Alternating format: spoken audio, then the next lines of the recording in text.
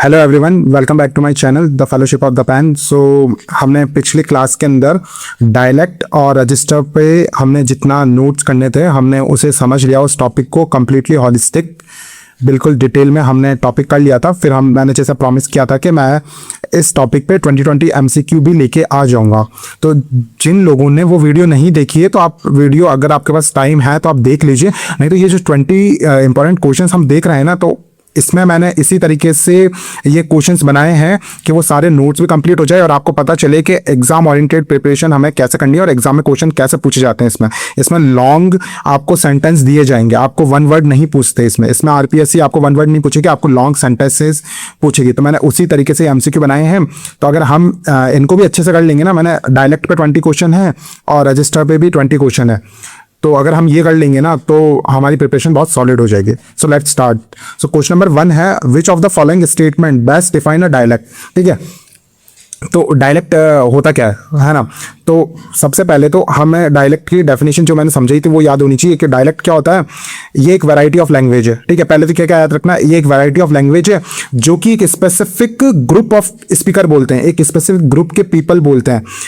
क्यों बोलते हैं वो? क्योंकि वो एक डिफरेंट ज्योग्राफी में रहते हैं, डिफरेंट सोशल क्लास में रहते हैं और एथनिसिटी में रहते हैं। ठीक है, तो ये characterised by geography, social class and ethnicity. ठीक है, अब इसका ना चेंजेस क्या क्या होता है, ये जो डायलेक्ट जो यूज करते हैं लोग, इसमें फिर चेंजेस क्या क्या होता है। तो ग्रामर का चेंज हो जाता है, वोकेबुलरी का चेंज होता है, प्रोनाउंसिएशन का चेंज हो जाता है। तो ये ऑप्शन कहाँ पे है? तो option number A, a variety of language distinguish solely bye it's pronunciation feature.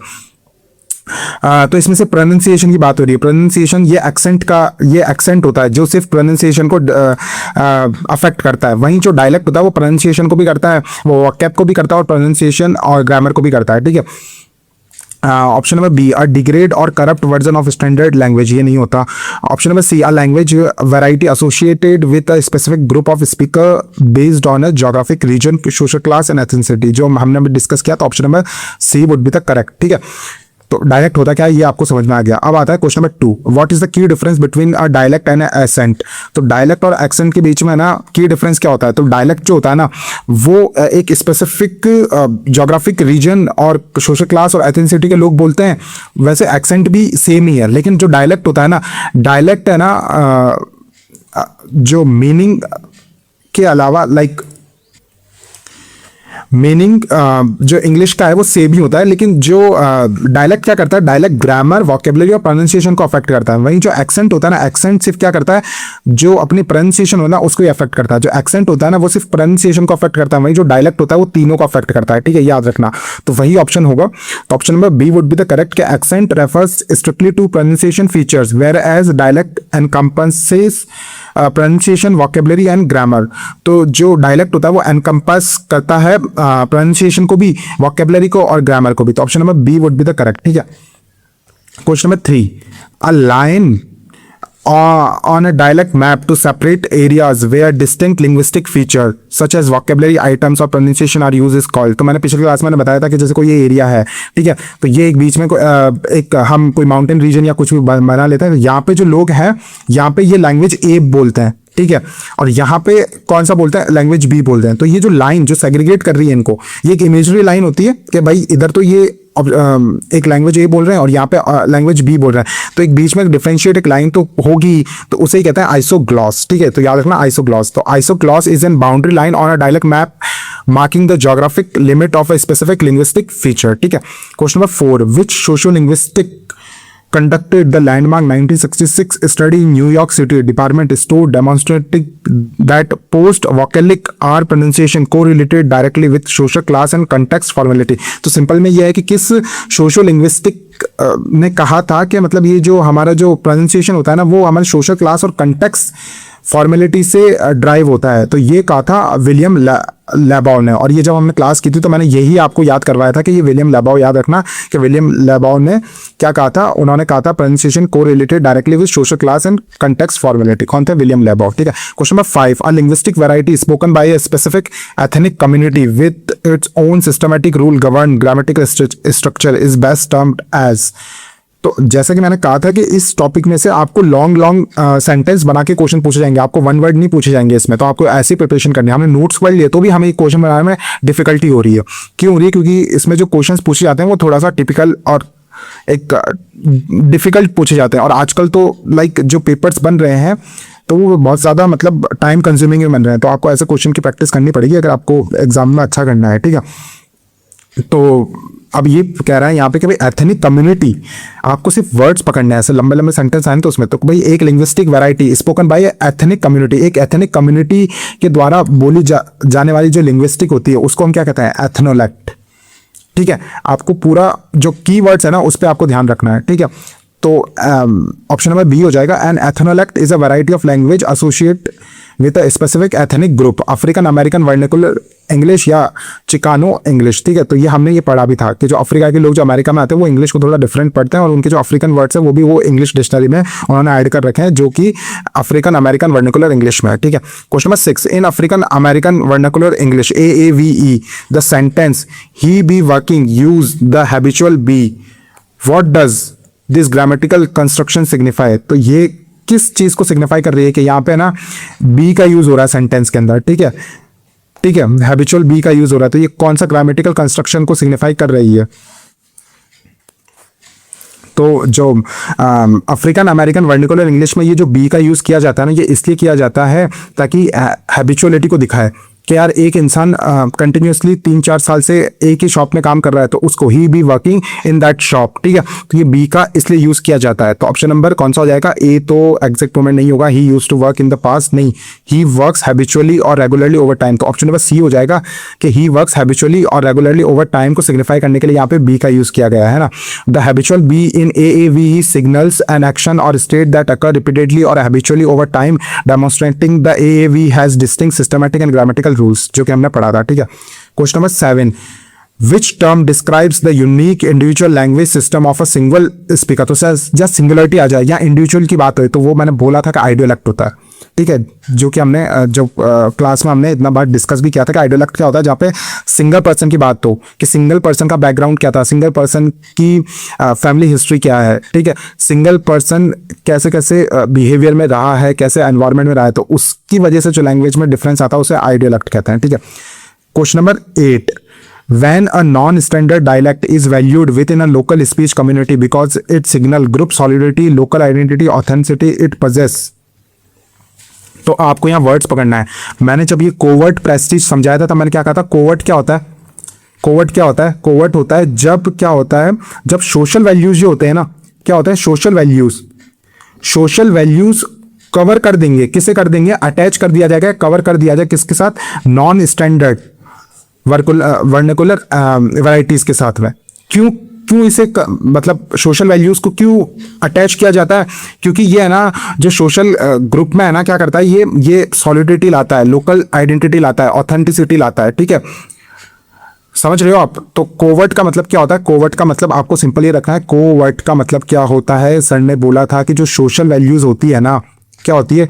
Social values, ठीक है, सोशल वैल्यूज क्या करती है? कवर कर देती है, अटैच कर दी जाती है किसके साथ? नॉन स्टैंडर्ड या फिर वर्नाकुलर वैरायटी के साथ में, ठीक है। तो आपको इतना याद रखना है, ठीक है ना। तो ऑप्शन नंबर इसमें ये जो उसने पूछा है वह non standard dialect is valued with in a local speech community because it signal group solidity, local identity और ऑथेंटिसिटी। तो ये क्वेश्चन में कैसे घुमा के पूछ रहा है? ये पूछ रहा है कि भाई कुछ कभी नॉन स्टैंडर्ड डायलेक्ट के अंदर कभी कभी जो लोकल स्पीच मतलब सोशल वैल्यूज, ये सोशल वैल्यूज का सब्स्टिट्यूट यहाँ वर्ड यूज किया गया है। तो जब ये सोशल वैल्यूज को नॉन स्टैंडर्ड डायलेक्ट में यूज किया जाता है तो उसे हम कहते हैं covert prestige. Option number B हो जाएगा, ठीक है। तो ऐसे घुमा के क्वेश्चन आते हैं तब बहुत बहुत गलत होते हैं लाइक लोगों के। इस बार भी जो क्वेश्चंस पूछे गए थे वो बहुत टिपिकल पूछे गए थे।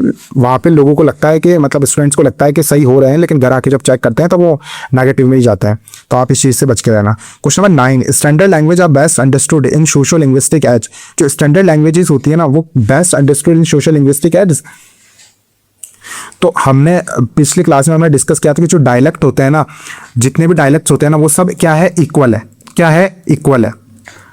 कोई भी डायलेक्ट एक से सुपीरियर नहीं है, ना कोई डायलेक्ट इंफीरियर है ना। सब कुछ क्या है? इक्वल है। ये आपको याद रखना, डायलेक्ट क्या होता है? इक्वल। लेकिन हम जो कि हिस्ट्री के अंदर जिसका पॉलिटिकल पावर रहा या सोशली पावर रहा, ठीक है, तो उस एक डायलेक्ट को क्या करते हैं, हम उसको स्टैंडर्ड बना देते हैं। तो standard language are best understood in social linguistics, तो सी ऑप्शन हो जाएगा। Dialects that have been socially political and institutionally elevated to prestige status. ठीक है, question number 10, which of the following is an example of a lexical feature distinguish regional dialect of American English. So like I think ये जो question है ये RPSC ऐसे questions नहीं पूछती, तो आप लाइक इसको अवॉइड कर सकते हैं, लेकिन मैं इसको समझा देता हूँ। ये ऐसा कह रहा है कि इसमें से जो एग्जाम्पल लिखे हुए हैं इसमें से कौन सा ऐसा एग्जाम्पल है जो लेक्सिकल फ्यूचर को बता रहा है कि, तो मैं आपको ऐसे बताता हूँ, जैसे हम कोई भी जो कार्बोनेटेड सॉफ्ट ड्रिंक होती है तो हम यहाँ पे क्या कहते हैं, हम तो पेप्सी, कोको कोला ऐसे बोलते हैं। अमेरिका में आप जाओगे तो वहाँ यूज़ करते हैं soda, please buy me a soda या पॉप या कोक। ठीक है, तो वो इस तरीके से बोलते हैं। तो ये लेक्सिकल फ्यूचर है, लेक्सिकल डिस्टिंग्विश रीजनल डायलेक्ट को ये सिंबलाइज कर रहा है कि वहाँ पे लोग जो लेक्सिकल वर्ड्स हैं उनका कैसे यूज़ करते हैं। यानी हमारा डायलेक्ट और जो इंडियन इंग्लिश है और अमेरिकन इंग्लिश है उसमें इतना डिफरेंस है, तो इसे ही डायलेक्ट कहते हैं। ठीक है, तो ऑप्शन नंबर सी होगा, क्योंकि यहाँ पे यूजिंग सोडा पॉप और Coke to refer to a carbonate soft drink, तो ये लेक्सिकल डिस्टिंग्विश का एग्जांपल होगा, option number C. The term soda pop और Coke represent lexical vocabulary differences across geographical region. ठीक है, तो यही है वो। ठीक है, जो मैंने आपसे एक्सप्लेन किया ये वही है। Question number 11, which term refers to a social dialect associated with a specific socio economic class और सोशल ग्रुप। ठीक है, तो आपको वर्ड्स पकड़ना है। तो कौन सी टर्म दी जाती है सोशियो इकोनॉमिक को डिपिक्ट करने के लिए? सोशल ग्रुप की वजह से जो चेंजेस होता है लैंग्वेज में, जो डायलेक्ट बनता है, उसको हम क्या कहते हैं? उसको हम सोशियोलेक्ट कहते हैं। बहुत सिंपल है। ठीक है, question number 12, Cockney English traditionally spoken by working class Londoners, feature th fronting pronounces 3 as free, this is a. तो यहां पे क्या चेंज हो रहा है? या प्रोनाउंसिएशन चेंज हो रहा है। ठीक है, और प्रोनाउंसिएशन को ग्रामेटिकल वर्ड के अंदर फोनोलॉजिकल कहते हैं। हम क्या कहते हैं? फोनोलॉजिकल प्रोनाउंसिएशन को ही। ठीक है, तो ये फोनोलॉजिकल फ्यूचर को डिपिक्ट करती है। लेक्सिकल क्या होता है? लेक्सिकल यहाँ वर्ड्स होंगे, यहाँ वर्ड की जैसे जैसे हमने ऊपर देखा था कि यहाँ हम पेप्सी कोको कोला बोलते हैं, वहाँ क्या बोलते हैं? कोक बोलते हैं। तो वो आता है लेक्सिकल में। ठीक है, और फोनोलॉजिकल में ये क्या होगा? प्रोनाउंसिएशन की जितना भी होगा वो फोनोलॉजिकल फ्यूचर में आता है। ठीक है, फिर होता है एक सिंटैक्टिक। ठीक है, तो ये होता है सेंटेंस, इसका मतलब होता है सेंटेंस। सेंटेंस में जो चेंजेस आते हैं तो वो होता है सिंटैक्टिक फ्यूचर। ठीक है, प्रैग्मेटिक क्या होता है? प्रैग्मेटिक होता है कि हम जब जो बोल रहा है उसके सोशल कॉन्टेक्स्ट के बेसिस में हम जब लैंग्वेज को जज करते हैं तो वो होता है प्रैग्मेटिक। ठीक है, तो फोनोलॉजिकल तो होता है, क्या होता है?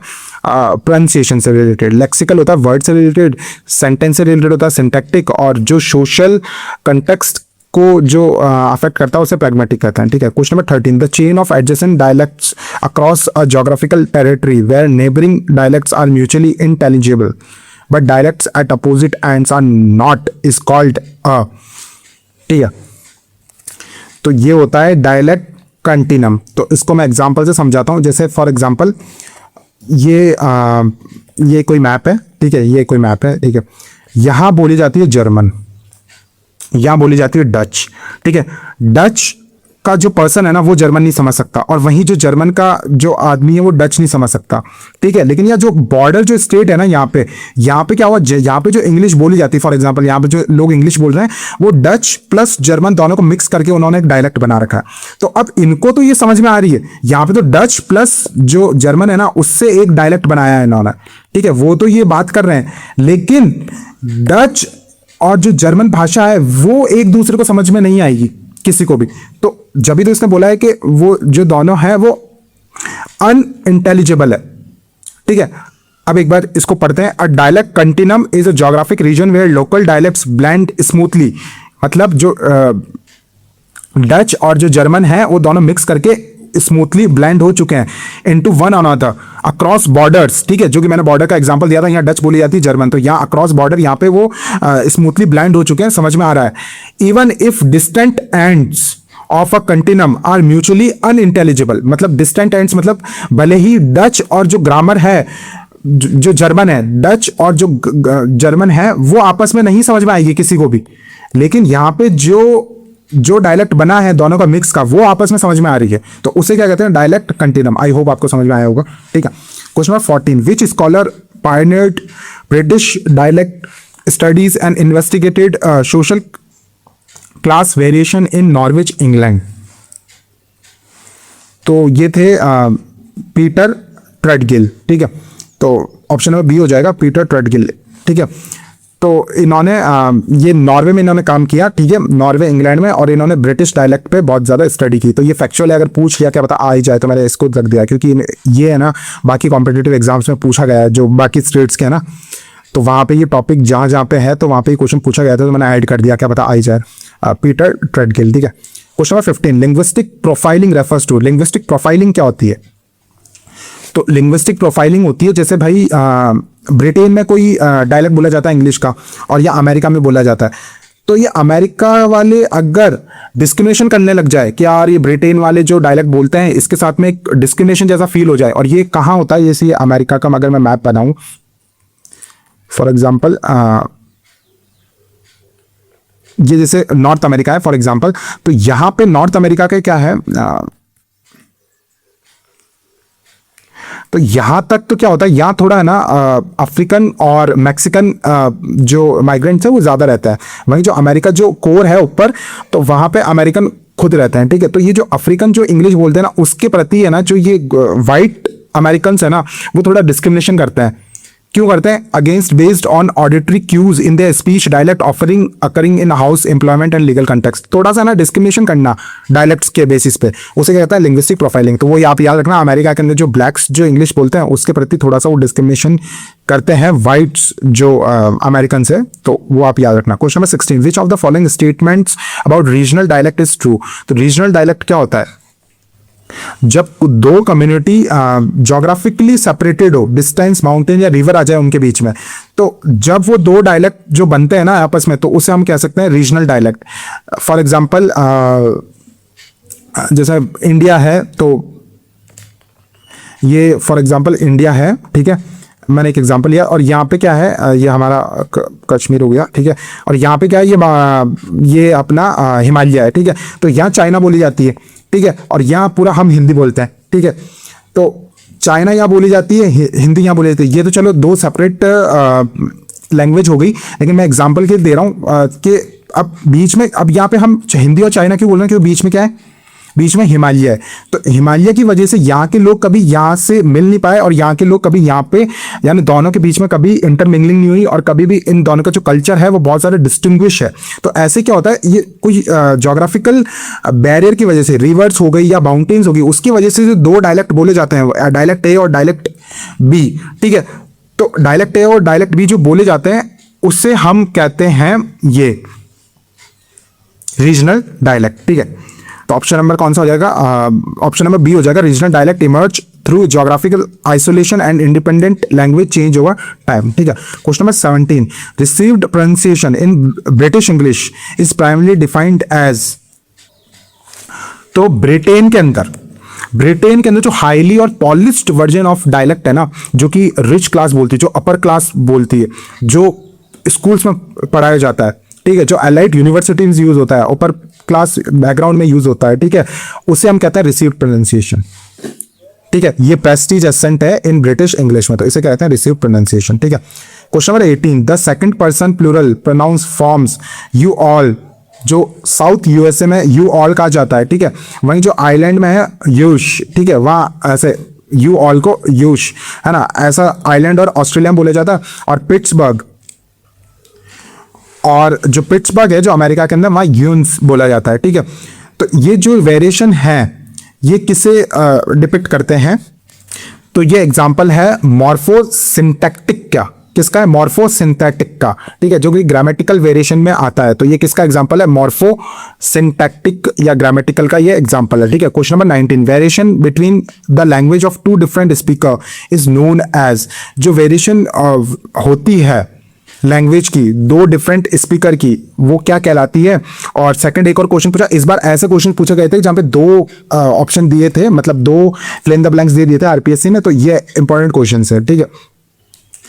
तो दो डिफरेंट लैंग्वेज बोलने वालों के बीच में जो डायलेक्ट बनता है, जैसे भाई ये हम यहाँ पे हिंदी बोलते हैं इंडिया में, ठीक है, और ब्रिटेन में इंग्लिश बोलते हैं, तो हमारे तो मेनली हिंदी बोलते हैं हम तो यहाँ पे, तो हम जो इंग्लिश यहाँ बोल रहे हैं तो वो एक इंडियन एक्सेंट की इंग्लिश बोल रहे हैं हम, ठीक है, और जो ब्रिटेन वाले बोलते हैं वो उनकी जो ब्रिटिश एक्सेंट है, तो हमारी लैंग्वेज तो डिफरेंट है, कोर लैंग्वेज तो हमारी दो लैंग्वेज डिफरेंट है, ठीक है, तो इससे तो हम कहेंगे इंट्रा, क्या बोलेंगे, नहीं इंटर स्पीकर वेरिएशन बोलेंगे इससे, तो क्या बोलेंगे, इंटर स्पीकर, क्योंकि हम दोनों डिफरेंट है।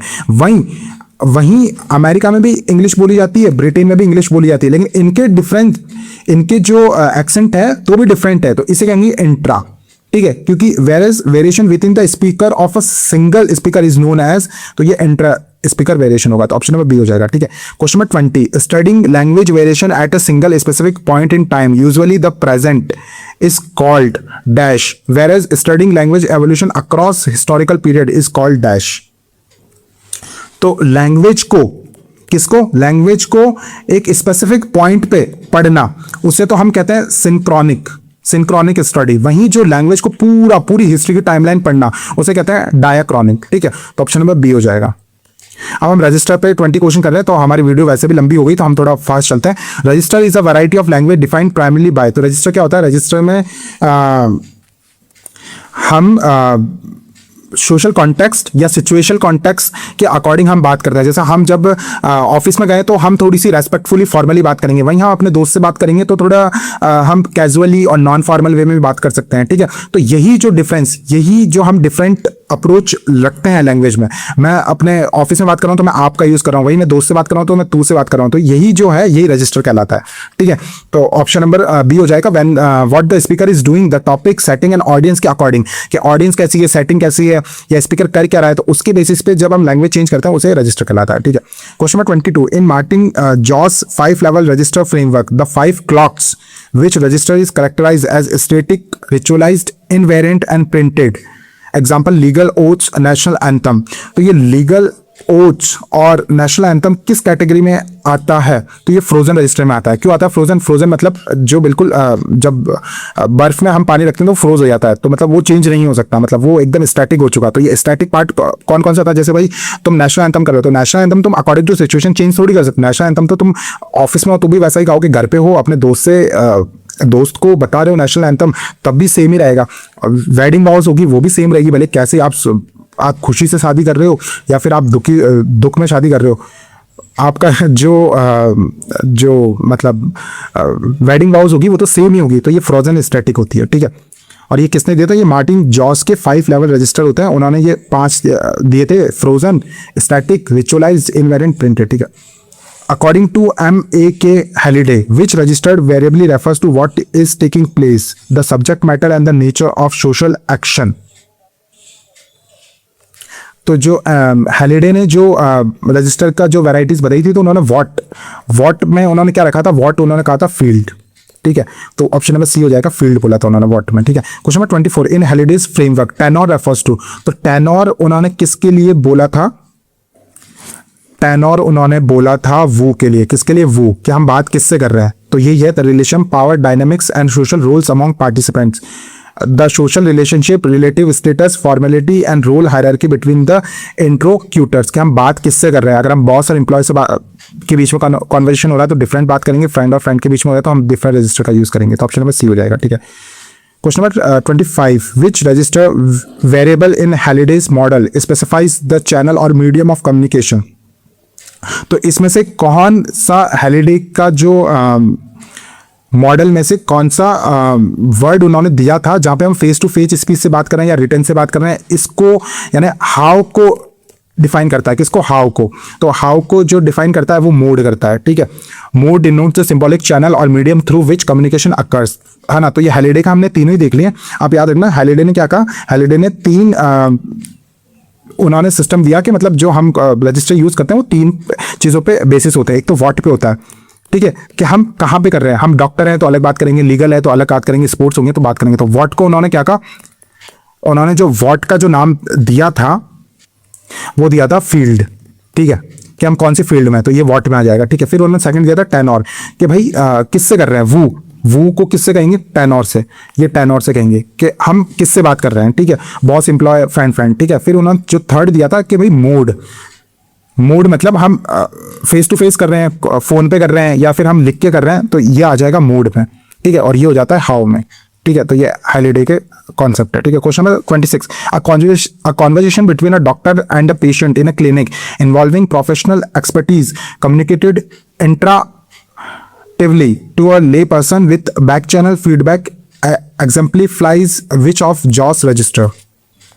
तो ये कह रहा है कि भाई एक डॉक्टर है और एक पेशेंट है, तो अगर ये पेशेंट और डॉक्टर के बीच में जो कन्वर्सेशन हो रही है वो फॉर्मली हो रही है, इसने खुद ही क्वेश्चन में कह दिया कैसी हो रही है, फॉर्मली हो रही है, प्रोफेशनली हो रही है, ठीक है, ठीक है। तो अब इसके अंदर अकॉर्डिंग टू जॉस के जो रजिस्टर है इसमें से कौन सा रजिस्टर का यूज हो रहा है, तो ये कंसल्टेटिव का हो रहा है, क्योंकि हम डॉक्टर के पास क्यों जा रहे हैं, कंसल्ट करने जा रहे हैं कि भाई मेरे को कौन सी बीमारी है और वगैरह, तो ये ठीक है ना। तो the consultative register is standard for a two way professional interaction between an expert specialist and a client non client. तो ये कंसल्टेटिव रजिस्टर है, आपको वर्ड्स पकड़ना है, आपको कितना बड़ा सेंटेंस दे दे, आपको क्या पढ़ना है कि डॉक्टर है, पेशेंट है, प्रोफेशनल एक्सपर्टीज हो रही है, ठीक है, और बस, और अकॉर्डिंग टू जॉस कौन सा होगा, कंसल्टेटिव होगा, ठीक है। Question number 27, a speech situation in a society where two distinct language varieties exist side by side, one prestigious high variety for formal literary function and one low variety for everyday speech is called। तो ये होता है diglossia.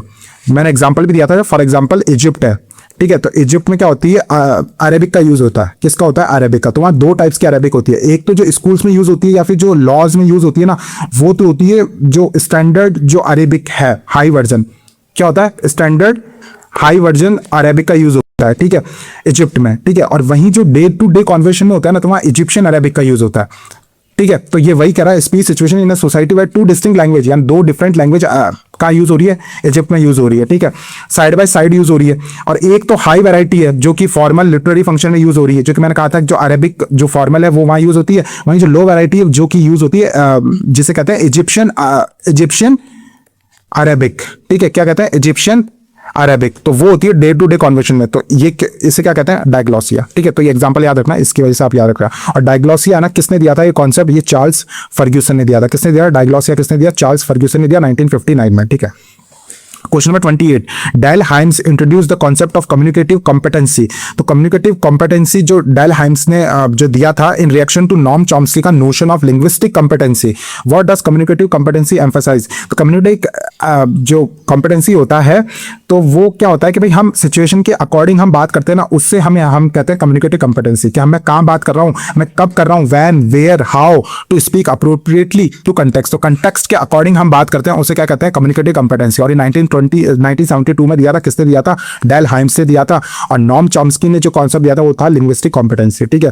तो option number B हो जाएगा, the ability to produce grammatically correct and socially appropriate utterances in variety context। तो context याद रखना आपको, कॉन्टेक्स्ट आते ही कौन सा हो जाएगा, कम्युनिकेटिव कॉम्पिटेंसी, ठीक है। Question number 29, which linguistic feature is most characteristic of a formal written academic register. तो हम फॉर्मल लैंग्वेज में हम क्या करते हैं, हम पैसिव वॉइस का यूज करते हैं, ठीक है। तो पैसिव वॉइस का यूज करते हैं, हैजिंग लैंग्वेज का यूज करते हैं और नॉमिनलाइजेशन का यूज करते हैं। यहाँ पे नॉमिनलाइजेशन होता क्या है, हम क्या करते हैं, वर्ब्स को नाउन्स के अंदर कन्वर्ट कर देते हैं, ठीक है। तो आपको तीन चीज याद रखना है कि हम जब ये फॉर्मल रिटन में क्या करते हैं, हम पैसिव स्ट्रक्चर्स का यूज करते हैं और नॉमिनलाइजेशन का यूज करते हैं जहाँ पे वर्ब्स को नाउंस में कर देते हैं, और हैजेस फ्रेजेस का यूज करते हैं, ठीक है, जैसे मे बी, आर्ग्यू, ठीक है, सजेस्ट, तो ऐसे वर्ड्स का यूज करते हैं, ठीक है। Question number 30, Basil Bernstein categorize language use into elaborate code and restricted code, which statement accurately describe the elaborated code। तो आपको दो चीज याद रखना है कि बेसिल बर्स्टेन ने ना क्या करा था, ये कॉन्सेप्ट दिया था एलेबरेट कोड का और रेस्ट्रिक्टेड कोड का। रेस्ट्रिक्टेड, अब यहाँ पे क्वेश्चन में क्या पूछा हमें, एलेबरेट कोड पूछा। तो एलेबरेट कोड में क्या होता है, ये है ना फॉर्मल सेटिंग में यूज होता है, एक तो याद रखना फॉर्मल एजुकेशन में यूज होता है एलेबरेट कोड। और ये क्या होता है, ये कंटेक्स्ट इंडिपेंडेंट होता है, आपको ये वर्ड्स याद रखना, कंटेक्स्ट इंडिपेंडेंट होता है, फॉर्मल एजुकेशन में यूज होता है ना, स्ट्रक्चरली कॉम्प्लेक्स होता है, लेकिन ये है ना ताकि जो मीनिंग होगा ना, जो स्पीकर्स है भी नहीं इस लैंग्वेज के, उन्हें भी बिल्कुल सही समझ में आ जाए, ठीक है। तो वही है, elaborate code is explicit and context independent, allow meaning to be clear to listener who do not share the speaker's immediate personal context. It is favored in formal education. तो आपको याद रखना है, ये तो context independent होता है और formal education होता है. जो भी ऑप्शन में ये दिखे तो ये context independent दिख गया, complex दिख गया और institutional setting मतलब formal education होता है. ऑप्शन नंबर बी हो जाएगा. ठीक है.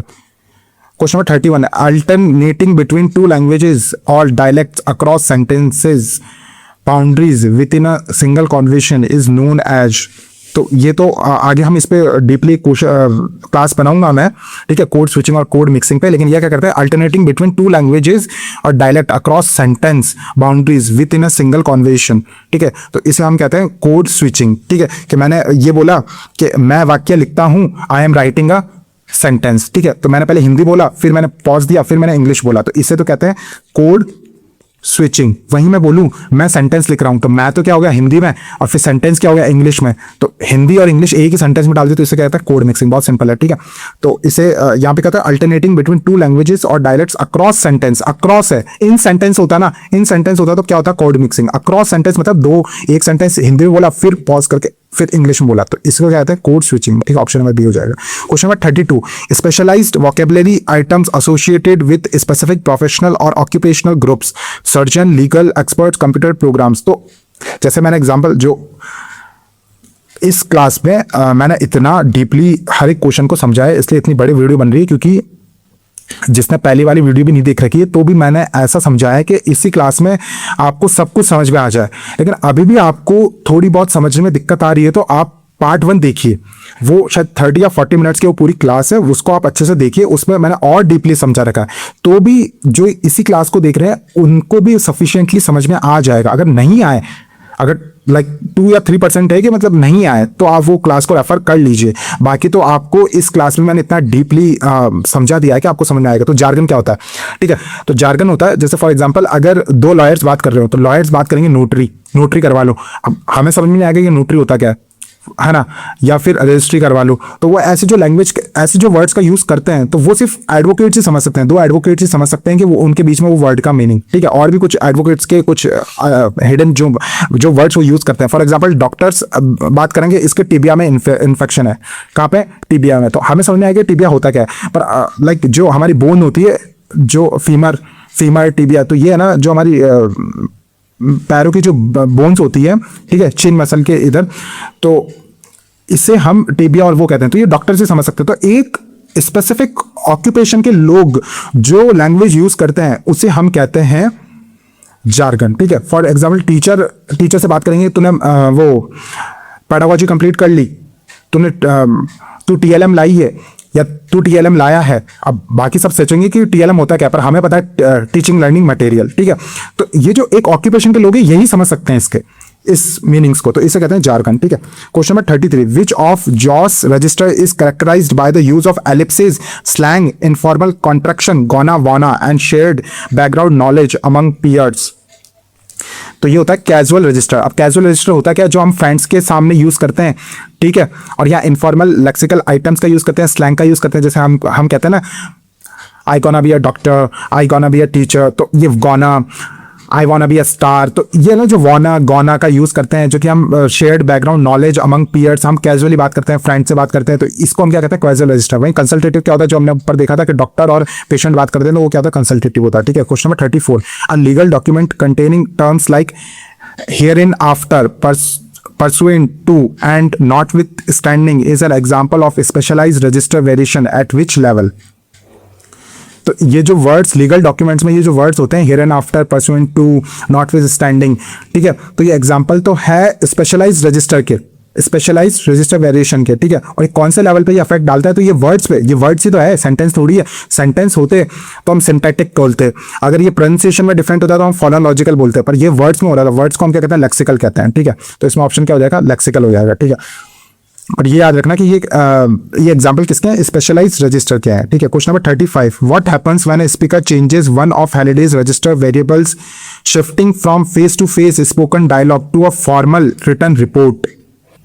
तो ये कह रहा है हैलिडे के अंदर अगर हम, जो हमने देखा था ना मोड के अंदर, मोड मतलब हाउ, कि हम बात कैसे कर रहे हैं, तो अगर हम बात फेस टू फेस ठीक है, फेस टू फेस करने के बजाय हम फॉर्मल रिटर्न रिपोर्ट लिख रहे हैं, तो इसमें क्या होगा, तो हम इसमें रजिस्टर चेंज कर देंगे, इतना सिंपल तो है। तो the speaker shift to a different register suitable to a new situation context, तो जो न्यू सिचुएशन कंटेक्स्ट है उसके अकॉर्डिंग हम रजिस्टर चेंज कर देंगे।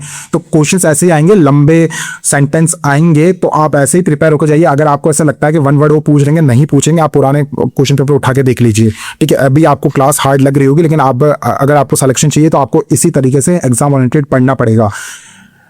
और अगर आपको ऐसा लगता है तो आप ये क्लास अटेंड करके 2026 में जो पेपर हुआ है फर्स्ट ग्रेड का वो अटेंड कर लीजिए, 2025 का अटेंड कर लीजिए। 2025 में तो वो इजी पूछते थे, लेकिन इस बार उन्होंने जो ये क्वेश्चंस इसमें से पूछे हैं वैराइटीज ऑफ लैंग्वेज में, बहुत लॉन्ग सेंटेंसेस बोले, लोगों को समझ भी नहीं आया। तो आपको ऐसे प्रिपेयर करना, कितना ईजी क्वेश्चन है लेकिन घुमा के पूछा है, ठीक है।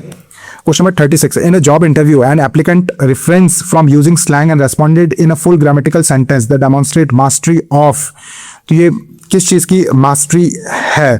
तो ये कम्युनिकेटिव कॉम्पिटेंसी है कि भाई मैं दोस्तों के साथ वाना आई वाना गो, आई वाना बी अ डॉक्टर, ऐसा I gonna be a star, तो मैं ऐसा गौना वाना यूज कर रहा हूँ दोस्तों के साथ। तो ठीक है, क्या कर रहा हूँ, गौना वाना, ये स्लैंग का यूज कर रहा हूँ, ठीक है। वहीं मैं जैसे इंटरव्यू में गया तो मैं इसको जो एक गौना वाना है, मैं इसको क्या लिख रहा हूँ, I want to become a doctor, ऐसा बोल रहा हूँ इंटरव्यू में, ठीक है। क्योंकि वहां पे मैं स्लैंग यूज करूंगा तो वो मुझे इंटरव्यू से बाहर निकाल देंगे या फिर मैं फेल हो जाऊंगा, ठीक है। तो वहां पे मैं अच्छे से जो स्ट्रक्चर होता है सेंटेंसेस के, कि वॉना को मैं लिख रहा हूँ वॉन्ट टू, ठीक है, और मैं अच्छे से बोल रहा हूँ, मैं स्लैंग का यूज नहीं कर रहा, मैं अच्छे से ग्रामेटिकल सेंटेंसेस बना रहा हूँ। तो ये किस चीज की मास्टरी है? तो ये कम्युनिकेटिव कॉम्पिटेंसी की मास्टरी है, ठीक है। और ये कॉन्सेप्ट किसने दिया 1972 के अंदर?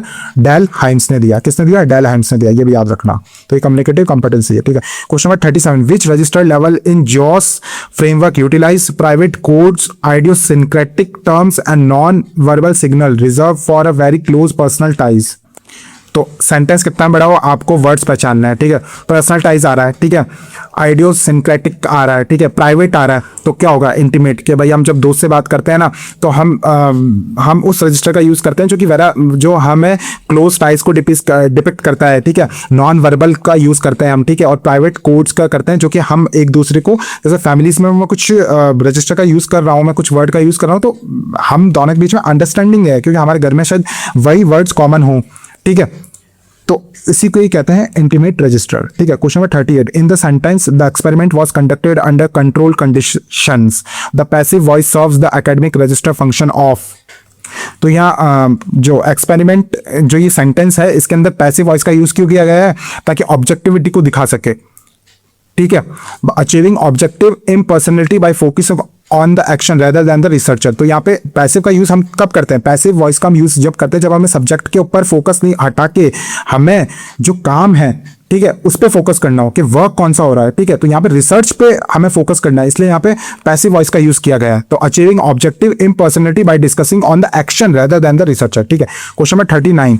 When a speaker uses gonna instead of going to in casual conversation, this phonological reduction is an example of. तो ये एग्जांपल है इनफॉर्मल रजिस्टर कॉन्टेक्स्ट का, ठीक है। Phonological variation driven by informal register context की वजह से, ठीक है, क्योंकि मैं दोस्त से बातें कर रहा हूं ना, तो वो मैं इनफॉर्मल कंटेक्स्ट में बात कर रहा हूं, तो उसकी वजह से मैंने फोनोलॉजिकल यानी प्रोनाउंसिएशन वेरिएशन कर लिया है मैंने, ठीक है। Question number 40. Which scholar formulated the foundational framework of diglossia? तो ये मैंने बोला भी था इंपॉर्टेंट है। डायग्लॉसिया 1959 में किसने दिया? चार्ल्स फर्ग्यूसन ने दिया, ठीक है। और डायग्लॉसिया होता क्या है? तो वो इजिप्ट वाला मैंने एग्जांपल दिया था कि इजिप्ट में 2 लैंग्वेज यूज होती है, अरेबिक की, एक हाई होती है, एक लो अरेबिक यूज होती है, ठीक है। सो हमने 40 क्वेश्चन देख लिए। आई होप कि आप ये पढ़ने के बाद आप एग्जाम्स में क्वेश्चन कर पाओगे इररेस्पेक्टिव ऑफ कोई सा भी पेपर दे रहे हो, ठीक है। मैंने इतने इनरिच नोट्स बनाने में मेहनत लगती है, टाइपिंग लगती है, और इतना अच्छा कंटेंट ढूंढने के लिए भी आपको अच्छी बुक्स पढ़नी पड़ती है, वहां से आपको ये क्वेश्चंस लाने पड़ते हैं, ठीक है। सो अगर आप अभी तक देख रहे हैं तो प्लीज सब्सक्राइब माय चैनल। और आपको ये नोट्स हमने पिछली क्लास में पूरा डिस्कस किए थे, ठीक है। ये नोट्स हमने पहले कर लिए थे, और ये नोट्स से ज्यादा मेरे लिए, अगर मुझे एक वीडियो देखना पड़े तो मैं शायद ये एमसीक्यू वाला देखूंगा। क्यों? क्योंकि नोट्स पढ़ने के बाद आपके क्वेश्चंस बनेंगे नहीं बनेंगे वो थोड़ा, क्योंकि आपने पढ़ तो लिया कंटेंट, लेकिन आपको अप्लाई कैसे करना है उसको, apply is the most important part, कि आप एग्जाम्स में उस नॉलेज को अप्लाई कर पा रहे हो नहीं कर पा रहे। जब हम एमसीक्यू करते हैं तब हम उस चीज को अप्लाई कर पाते हैं कि अब एग्जाम्स में क्वेश्चन आएंगे ना, तब आप उसको अप्लाई करके आपके सही होंगे। आप नोट्स पढ़ के गए तो 60-40 है कि 60% आपका क्वेश्चन सही भी हो सकता है, और 40% गलत भी हो सकता है क्योंकि आपको अप्लाई करना नहीं आया। अगर आपने PYQ देख के गए तो आपका ये चांसेस 95% हो जाता है कि 95% आपका क्वेश्चन अब सही होने वाला है। तो आप कभी भी आप कुछ पढ़ रहे हो तो आप उसके PYQ लगाइए, आप उसके MCQ लगाइए उस टॉपिक के ऊपर, ठीक है। और मैं ऐसा नहीं कह रहा कि फिर नोट्स पढ़ने का कोई मतलब नहीं, वो तो फर्स्ट स्टेप है। नोट्स तो आपको करने ही है। नोट्स पढ़ने के बाद में फिर आप PYQ लगाइए। तो आप पहले पार्ट 1 देखिए मेरा, फिर आप ये देखिए। तो भी मैंने बहुत मैंने अपने एफर्ट्स डाले हैं कि मैं इसी MCQ सीरीज में भी मैं नोट्स का भी सारा पूरा डिटेल एक एक क्वेश्चन के पीछे मैं सारा समराइज भी करता रहूँ, ठीक है। सो आप अपने दोस्तों के साथ शेयर कीजिए। और अगर RPSC first grade, RPSC second grade related आपको और वीडियोस देखनी तो प्लीज़ चेक माय प्लेलिस्ट, वहाँ पे मैंने बहुत सारी वीडियोस अपलोड कर रखी है। तो प्लीज़ शो योर लव और शेयर कीजिए, सब्सक्राइब कीजिए, लाइक कीजिए, क्योंकि इतना एनरिच कंटेंट बनाने में बहुत मेहनत लगती है। और आपको ये PDF चाहिए तो मेरे टेलीग्राम चैनल ज्वाइन कर लीजिए, जो कि आपको मेरे यूट्यूब प्रोफाइल के अंदर आपको उसका लिंक मिल जाएगा। तो आप उसको मेरे टेलीग्राम चैनल को सब्सक्राइब करके आप वहाँ पे आपको ये PDF फ्रीली अवेलेबल हो जाएगी, ठीक है। और all the best and see you in the next class. Bye.